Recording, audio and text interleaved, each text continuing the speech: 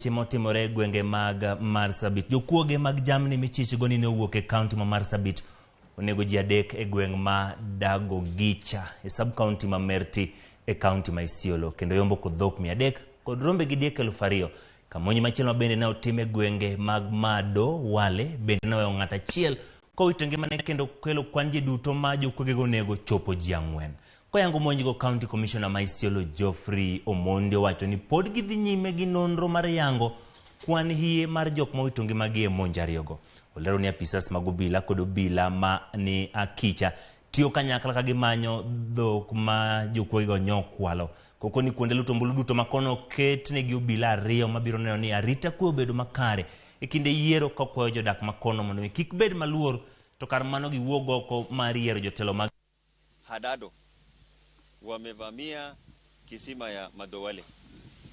Wameua mtu mmoja. Tunaambiwa vita bado inaendelea. Kwa hivyo sisi hatuoni kama ni vita ya kawaida. Kwa sababu ni kama imepangwa. Kiwa sehemu kadhaa inagongwa safari moja na watu wanauawa, hii ni namna ya kutia watu uoga ndio wasijitokeze kupiga kura siku ya Jumanne.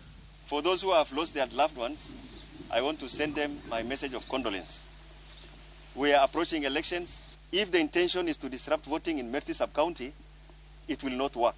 Tunaomba serikali atusaidie kwanza hii wakati ngumu hii election, sababu hata hii watu iko na ukame na nini, hata wako na shida mingi, na hii shida ya vita ikikuja ndani itakuwa zaidi. Tunaomba serikali yetu atusaidie amani kwe, na sisi tutaweka amani. Hata tukigongwa, si tuendi kugonga watu kwa nchi nyingine.